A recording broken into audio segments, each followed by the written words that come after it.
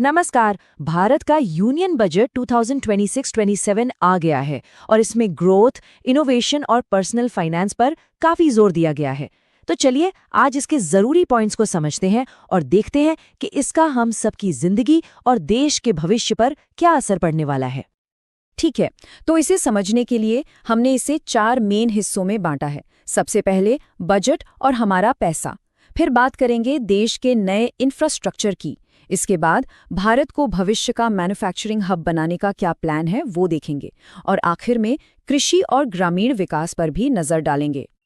तो चलिए सबसे पहले उस हिस्से से शुरू करते हैं जो हम सबको सीधे सीधे इफेक्ट करता है, हमारा पैसा। टैक्स से लेकर विदेश में होने वाले खर्चों तक देखते हैं इस बजट में हमारे लिए क्या है। इस बजट की सबसे बड़ी हेडलाइन शायद यही है, 12 लाख रुपए तक की इनकम पर जीरो टैक्स का दावा। लेकिन सवाल ये है कि क्या ये वाकई इतना सीधा है? ये असल में काम कैसे करता है? तो देखिए, ये एक कॉम्बिनेशन है। ये नई टैक्स व्यवस्था के तहत काम करता है, जिसमें नौकरी करने वालों को 75,000 रुपये का स्टैंडर्ड डिडक्शन मिलता है और साथ में सरकार की तरफ से कुछ खास रिबेट्स भी मिलती हैं। जब ये दोनों मिल जाते हैं तो 12 लाख तक की इनकम पर लगने वाला टैक्स असल में जीरो हो जाता है। और बात सिर्फ इस राहत की नहीं है, सरकार पूरे टैक्स सिस्टम को ही आसान बनाने की तैयारी में है। अप्रैल 2026 से एक नया इनकम टैक्स एक्ट 2025 लागू होने वाला है, जो 60 साल पुराने और उलझे हुए कानूनों की जगह लेगा। उम्मीद है कि इससे पूरी प्रक्रिया काफी सरल हो जाएगी। अच्छा, जो लोग पढ़ाई, इलाज या घूमने के लिए विदेश जाते हैं या वहाँ पैसे भेजते हैं, उनके लिए एक बहुत बड़ी राहत की खबर है।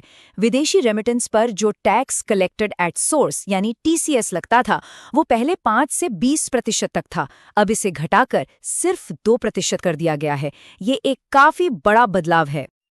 चलिए अब आगे बढ़ते हैं और देखते हैं कि देश के भविष्य की नींव को मजबूत करने के लिए क्या किया जा रहा है। बात करते हैं देश के नए इंफ्रास्ट्रक्चर की।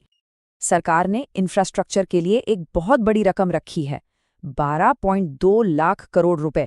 ये पिछले साल के मुकाबले 9% ज्यादा है। इसका सीधा मतलब है कि देश के आर्थिक विकास को तेजी देने के लिए जोर शोर से काम होगा। और इस पैसे का एक बड़ा हिस्सा जाएगा 7 नए हाई स्पीड रेल कॉरिडोर बनाने में। जरा सोचिए, मुंबई पुणे, दिल्ली वाराणसी, हैदराबाद बेंगलुरु जैसे बड़े आर्थिक सेंटर्स को हाई स्पीड ट्रेनों से जोड़ा जाएगा। लेकिन बात सिर्फ पैसेंजर ट्रेनों की नहीं है। सरकार का नजरिया काफी बड़ा है। माल ढुलाई के लिए नए फ्रेट कॉरिडोर बनाए जा रहे हैं। अगले 5 सालों में 20 नेशनल वाटरवेज शुरू किए जाएंगे। और तो और छोटे शहरों के आर्थिक विकास पर भी खास ध्यान दिया जा रहा है।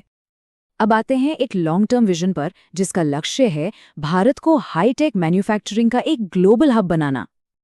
यहाँ सोच में एक बहुत बड़ा बदलाव दिखाई दे रहा है।